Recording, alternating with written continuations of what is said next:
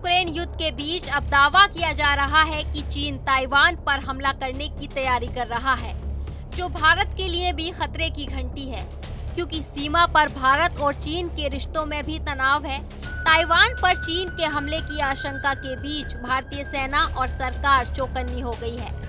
सीमा पर चीन की ओर से रची जा रही साजिशों को देखते हुए भारत ने सख्त संदेश देकर चीन को धमकाया है। रक्षा मंत्री राजनाथ सिंह ने चीन को खुली चुनौती देते हुए कहा कि अगर भारत को किसी ने नुकसान पहुंचाया तो वो किसी को भी नहीं बख्शेगा। सैन फ्रांसिस्को में भारतीय दूतावास के स्वागत समारोह में राजनाथ सिंह ने ये कड़ा संदेश दिया। उन्होंने चीन के साथ सीमा पर भारतीय सैनिकों की बहादुरी के किस्सों को भी बताया।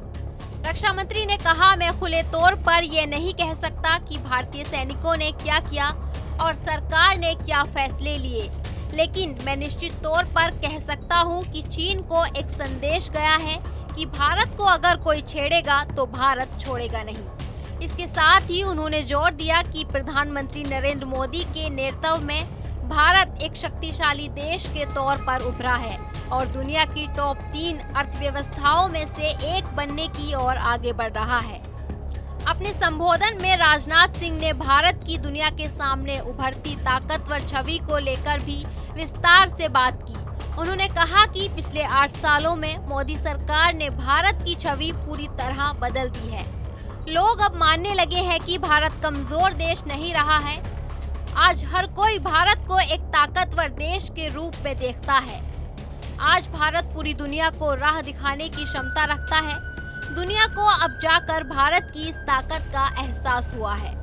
इस दौरान रक्षा मंत्री ने सैन फ्रांसिस्को में भारतीय अमेरिकी समुदाय को संबोधित करते हुए अमेरिका को एक संदेश भी दिया कि भारत जीरो सम गेम की कूटनीति में विश्वास नहीं रखता और किसी एक देश के साथ उसके संबंध दूसरे देश की कीमत पर नहीं हो सकते।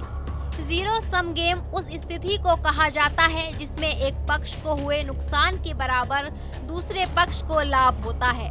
रक्षा मंत्री ने कहा, भारत ने इस तरह की कूटनीति कभी नहीं अपनाई है। भारत इस तरह की कूटनीति कभी नहीं अपनाएगा।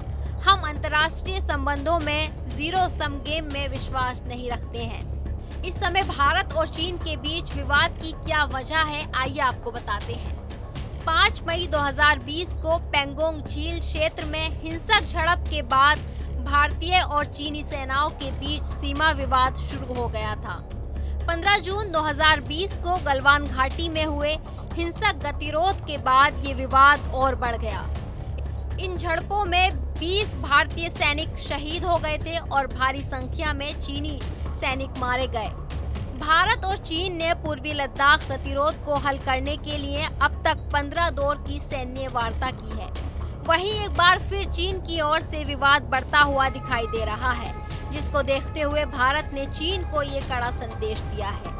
चीन भी अब जानता है कि भारत से पंगा लेना उसे भारी पड़ सकता है, क्योंकि जब जब चीन ने सीमा पर ऐसी कोई हिमाकत की है तो भारतीय शूरवीरों ने चीनी सैनिकों को लोहे के चने चबाने को मजबूर कर दिया है। इसी तरह की ताज़ा तरीन खबरों के लिए देखते रहिए हमारा चैनल TV9 डिजिटल।